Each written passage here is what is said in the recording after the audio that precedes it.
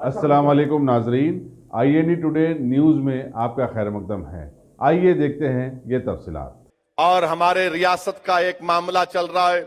मैं chief minister Chandrashekhar Rao से गुजारिश करूंगा कि ये जो आरटीसी में जेड है ना, जेड, ये आरटीसी का जेड जो है वो मीर उस्मान अली खां की वालदा जहरा के नाम से। हम चीफ मिनिस्टर से मुतालबा करते हैं कि आप प्राइवेटाइज करना चाह रहे हैं, मगर आरटीसी से उस जेड को मत निकालिए। वो हैदराबाद की इस अजीम तारीख का हिस्सा है। मैं आरटीसी के उन तमाम मुलाजिमीन के साथ हूं। मैं आपके गम को समझता हूं। मैं आपसे अपील कर रहा हूं कि चीफ मिनिस्टर जो आपको ऑफर दिए हैं, आप उसको कबूल करिए। गरीबी, महंगाई बहुत ज्यादा है। यकीनन ये तकलीफ दे बात है कि आरटीसी के कई मुलाजिमीन ने अपनी जानें ली। जान मत लीजिए।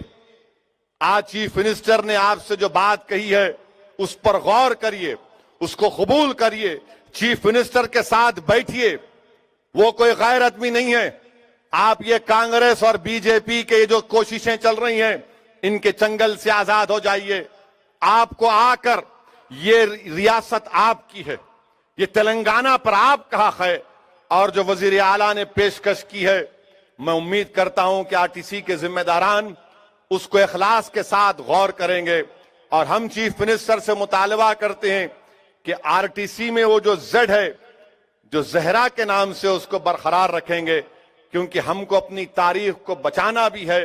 और इतनी ज्यादा गरीबी है कि हैदराबाद से दशहरा के वक्त ये जो कचरा जो आज तकलीफ का बाइस बना हुआ है, इसमें कई वजूहात हैं, उसका हम कोशिश कर रहे हैं, इसका जल्द से जल्द उसको साफ सफाई कराएंगे। उसमें एक वजह यह भी है कि दशहरा के त्योहार के लिए ड्राइवर अपने गांव को गए तो वहां पर आरटीसी की बस चलाने के लिए उनको 200 रुपए बढ़ के दिए तो वहां चले गए। नौकरियों की सख्त जरूरत है, गरीबी ज्यादा है, महंगाई ज्यादा है। नरेंद्र मोदी को इसकी फिक्र नहीं है।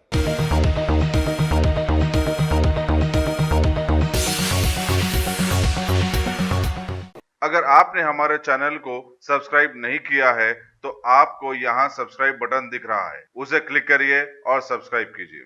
और साथ ही साथ बेल आइकॉन को भी क्लिक करिएगा, जिससे कि आपको ताज़ा अपडेट मिलते रहें।